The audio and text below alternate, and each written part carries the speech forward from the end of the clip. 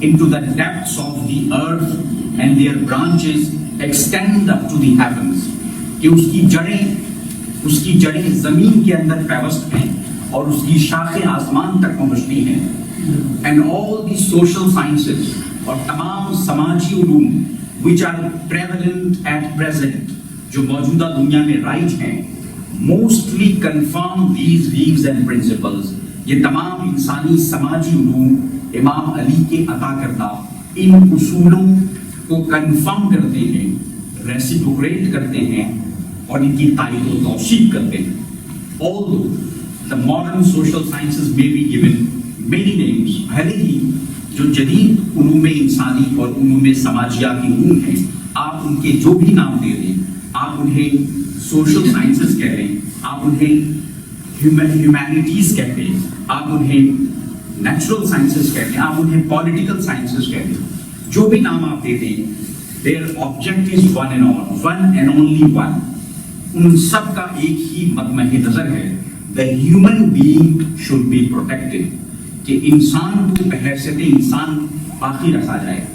and protected from oppression, اسے ظلم و تعدی سے روکا جائے, and there should be formed a society, اور ایک ایسا سماج بنایا جائے which should protect human beings, جو انسانوں کو محفوظ رکھے and their rights اور ان کے حقوق کو محفوظ رکھے in a better way, بہترین طریقے سے. A society in which human dignity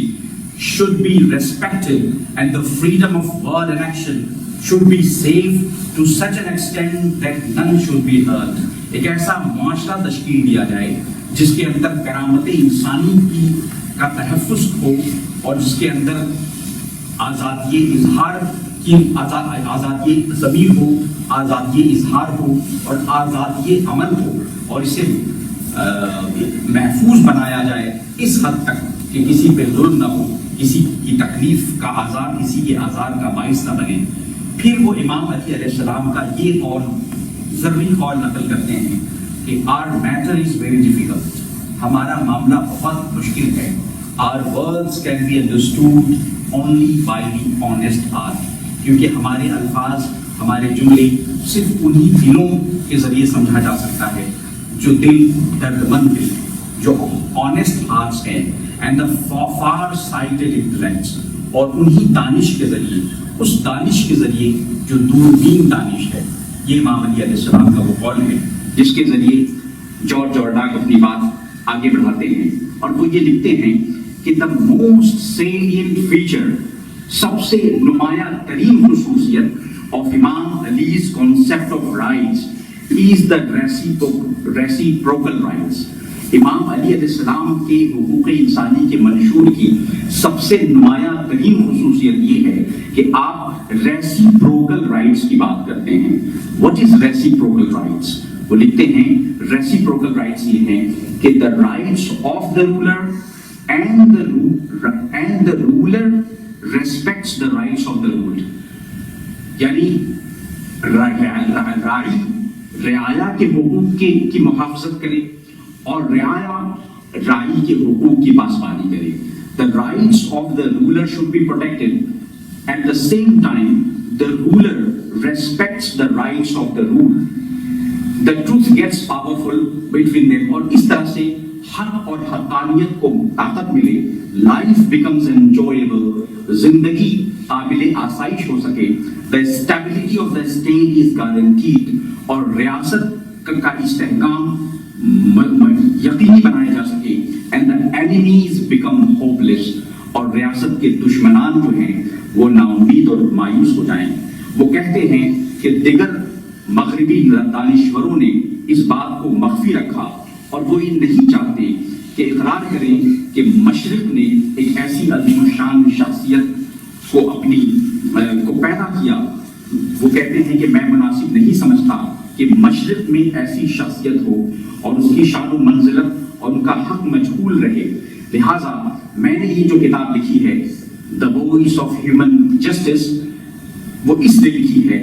کہ چونکہ میں ایک عیسائی ہوں, اگر میں لکھوں گا تو مجھ پر کوئی تعصب کی تہمت نہیں لگا سکتا. میں امام علی علیہ السلام کی شان کو بیان کروں گا, مجھے کوئی رافضی نہیں کہہ سکتا. میں امام علی علیہ السلام کی شان کو اور ان کے حقوق کے انسانی کے پیغام کو, ان ان کے آفاقی پیغام کو اور ان کے مقام کو جب میں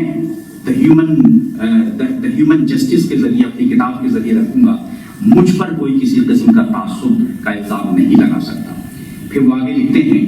چونکہ یہ حاصل مطالعہ ہے اس لیے ان کی کتاب کے اہم اقتباسات کو نقل کرنا ضروری ہے۔ جارج آرڈاک لکھتے ہیں، when we study history and come across various events، جب ہم تاریخ کا مطالعہ کرتے ہیں بہت سارے واقعات عالم ہمارے سامنے آتے ہیں، we come to know that there has been a conflict between two groups of human beings, between two different groups of human beings۔ تو ہمیں اس بات کا اندازہ ہوتا ہے کہ ہمیشہ سے دو مختلف گروہوں کے درمیان ہمیشہ سے ایک تصادم رہا ہے، and two different views and ideas، اور دو مختلف الخیال گروہوں کے درمیان one group has been keen to be despotic، ایک گروپ وہ رہا ہے جو ہمیشہ آمریت کا سپورٹ کرتا رہا ہے، آمرانہ نظام قائم کرنا چاہتا ہے، and to usurp the rights of the common man، اور عوام کے حقوق کو چھیننا چاہتا رہا ہے، and to eliminate his freedom، ان کی آزادیوں پہ قدغن لگانا چاہتا تھا۔ whereas جبکہ the other group has been desirous of justice، جبکہ دوسرا گروہ وہ رہا ہے جو حق و انصاف اور عدالت کا متقاضی رہا ہے، democracy, preservation of the rights of the people and their freedom، اور جمہوریت کا علم بردار رہا ہے، اور حقوق انسانی کی پاسداری کا علم بردار رہا ہے، اور آزادی کے متوالوں کا علم بردار رہا ہے۔ During the past، ماضی میں all useful movements were started by the oppressed، ماضی میں اس طرح کی تمام تحریکات مظلوموں نے شروع کی تھی، and the reformers always rose from amongst them، اور ہمیشہ مسلمین کی جماعت مظلوموں کی جماعت رہی ہے، مسلمین کا گروہ مظلوموں سے نکل کے آیا ہے، so that they might put an end to oppression، تاکہ وہ مسلمین ظلم کا خاتمہ کر سکیں، and injustice اور ناانصافی کا خاتمہ کر سکیں، and establish governments on the foundation of equity، اور equity، justice اور equality، مساوات اور انصاف کی بنیاد پر حکومتوں کا قیام کر سکیں، which should accord with reason as well as the conditions and circumstances of the society، جو معاشرے کے مروجہ، معاشرے کے موجودہ حالات سے ہم آہنگ ہو سکے۔ پھر وہ لکھتے ہیں کہ امام علی enjoys a very high position in the history of human rights، اور اس ضمن میں امام علی ہیومن رائٹس، حقوق انسانی کی تاریخ میں انتہائی اہم مقام کے حامل ہیں۔ His views were linked with the thinking of Islam۔ The central point of his views was that despotism should come to end۔ آپ کی فکر کا جو سینٹرل پوائنٹ تھا، جو مرکزی نقطہ تھا، وہ یہ تھا کہ ڈیسپوٹزم، آمیریت، استبدادیت، اس کا خاتمہ ہو جائے، اینڈ کلاس ڈسکریمنیشن، اور طبقاتیت اور طبقاتی تقسیم کا خاتمہ ہو جائے، and it should be eliminated from amongst all people، اور دنیا کے تمام انسانوں میں سے طبقاتیت کا خاتمہ ہو جائے، آمریت کا خاتمہ ہو جائے، ظلم و استبداد کا خاتمہ ہو جائے۔ پھر وہ لکھتے ہیں کہ human brotherhood knows that he was a sword drawn on the necks of the tyrants۔ human brotherhood یعنی انسانی اخوت انسانی کی وہ ایک ایسے علم بردار تھے کہ آپ امام علی ایک لٹکتی ہوئی تلوار تھے ظالموں کی گردن پر۔ جارج آرڈاک لکھتے ہیں کہ امام علی اخوت انسانی کا وہ پیکر تھے کہ ظالموں کی گردنوں پر لٹکتی ہوئی تلوار کے مانند تھے، and his entire attention was directed towards the enforcement of the rules of equity and justice، اور آپ کی تمام کاوشوں کا ملمح نظر اور محور یہ تھا کہ ایکویٹی، برابری، اینڈ جسٹس اور انصاف کے اصولوں کی بالادستی قائم ہو جائے۔ His thoughts and manners and his government and politics were all dedicated to the achievement of this purpose only۔ آپ کے تمام افکار و نظریات، امام علی کے تمام اقوال و تعلیمات، ان سب کا جو ڈیڈیکیٹڈ تھے وہ اس کے لیے خاص طور پر اسی مقصد کو حاصل کرنے کے لیے۔ whenever any oppressor encroached upon the rights of the people، جب بھی کوئی ظالم اب دنیا انسانیت میں آپ تاریخ میں جب بھی کوئی ظالم مظلوموں کے حقوق کے ساتھ دست اندازی کرے گا اور treated the weak in a humiliated manner یا کمزوروں کے ساتھ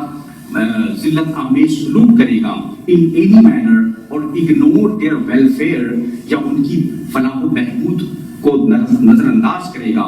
and throw his own burden on their weak shoulders اور اپنے بوجھ کو کمزوروں کے کندھوں پہ شولڈرز پہ جب ڈالنے کی کوشش کرے گا علی will continue to give him a tough fight. رہتی دنیا تک عبدالآباد تک امام علی ایسے ظالموں کو ایک